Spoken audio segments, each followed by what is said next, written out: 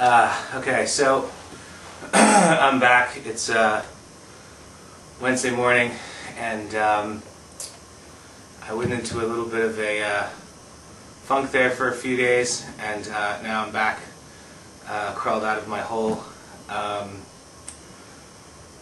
think that everyone, has their breaking point, and I guess I had reached mine. It was pretty minor, but now it's back to the fight, And I do have some good news. I did go to the doctors on Monday or Tuesday, and I did meet with the transplant doctor. Her name is Dr. Shore, and the latest test results after my 5th cycle of Revlimid are as follows. The cancer is in such small quantity that it's undetectable now. So I have 2 doctors. Both are saying that there's very, very little cancer in my blood and bone marrow anymore. And one of them saying I'm in complete remission, and it's just a matter of semantics and legal issues and all of that stuff. But the point is, the cancer's pretty much gone. Now, to make sure the cancer stays away, we have to do the transplant, the autologous stem cell transplant, and so that is the next step. That's why I met with the doctors the other day.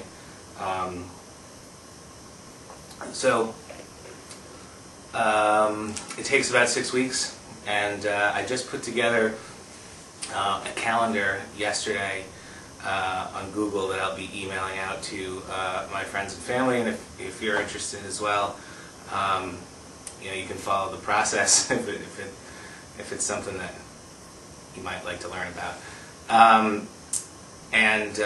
That process will start 4 weeks from today. Because as you all know, I'm going to have to, harvest my sperm. So in order to do that, I have to be off of the Revlimid, which is the major cancer killer. I have to be off of that for 4 weeks, and once that's cleared out of my system, then I can do the harvest of the sperm, and simultaneously I can do some of the other things for the transplant that need to be done. The first order of business right now is to get the insurance company to sign off on all this. So I've got a bunch of tests that I need to do on Monday, including a 24-hour urine draw. So if any of you people have ever been through cancer, or I'm sure you've done urine draws before anyway. You got to pee in a bottle for 24 hours, and they analyze it and figure out how many more carrots you need to eat, or what kind of cancer protein you're excreting from your body. And then there'll be a bunch of other tests: CAT scan, EKG, sinus. I think they said sinus, or maybe they meant the sinus rhythm, which is an EKG thing. Sometimes I get my medical terms all messed up. But anyway, that'll be submitted to the insurance company.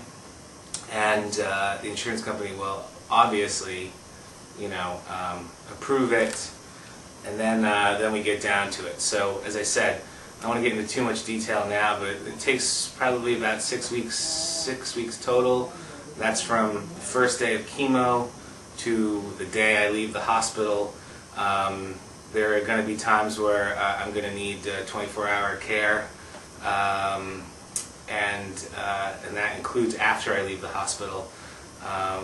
So there'll be some issues there. I'd love to, as I said, fill out this calendar and get some shifts of some of my people in there to come and hang out. Again, not to wipe my ass, but to come and just chill out and make sure that I don't do anything stupid. Like fall down the stairs or something. Who knows? But anyway, I don't want to get too far ahead of myself. I want to rewind a little bit. Yeah, I was in that little funk last week. It was pretty upsetting. But I will say this, it was amazing. I got a whole bunch of emails and letters from people that really, wow, it was really cool. It really sort of brought me back to life. And you know, for some reason, there was this letter from this woman, Kate,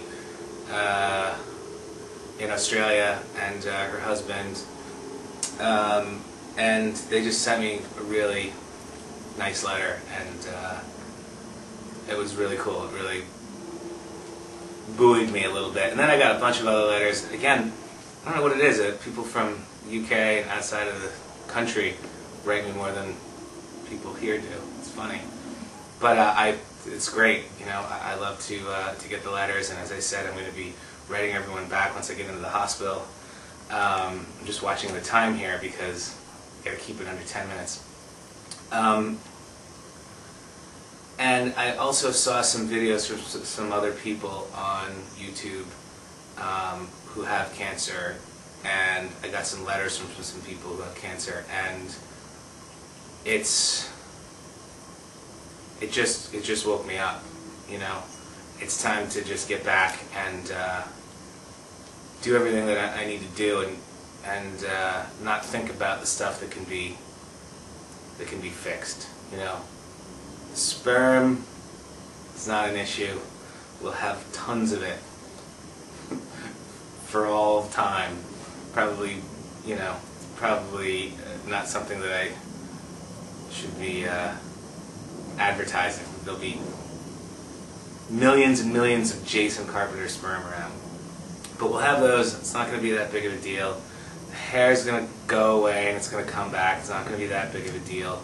It's just emotionally, that's the kind of stuff that, you know, you take a lot of pride in, and you're an independent person, and me, you know, and just always have like been that, you know, dude, and all of a sudden it's like people having to take care of me, and you know, me being not well, and you know, some of those things that, you know, you just take for granted aren't always going to be there. And you know what, those things will be replaced, and I'm not terribly worried about it. There's still, you know, the chance that I won't end up sterile, so I'm just beyond it. I was watching some other videos of some real struggles from some other folks with cancer who are a little bit ahead of me in the process of treatment, and you know, it's just a serious reality check. And you know, my goal is to just get back into the swing of things, make sure that I've planned everything out perfectly with the transplant, that I take care of myself, that I eat right, you know, and that I keep up with these videos, which are helpful. You know, there's some support groups that I'll be doing, you know, through the hospital throughout the time, and obviously just interacting with other people on YouTube. I had no idea that's what this was going to turn out to be. I really made these videos to show my mom basically how I was doing, you know, because I'm in New York City and she's in Boston, Gloucester to be exact, and I just wanted her to be able to see, you know, weekly how I'm doing, and you know, it's turned into this other thing, and you know, this blog on health.com, and they've got now, you know, the YouTube video player on there, and I've met some really cool people on YouTube, and it's just never occurred to me that this is what it was going to be. So it's been a really amazing experience. I thank you all for the emails and stuff, particularly the people who don't know me. And for those of you who do know me, check in, because we got to work this whole thing out. I'll probably be starting, you know, the second week of February, and then from there it's 6 weeks solid of chemo and hospitalization and transplant and harvesting of stem cells and transplanting the stem cells and harvesting sperm, which I obviously won't need any help with. So be in touch. It's going to pick up here, and basically what's going to happen is from this point until I estimate about April 1st, it's going to be a challenge. I've got 4 weeks of no meds, which is good news. I'm off of everything except the pain pills for my back, so So I got 4 weeks to just chill out. I might do another little mini vacation or something.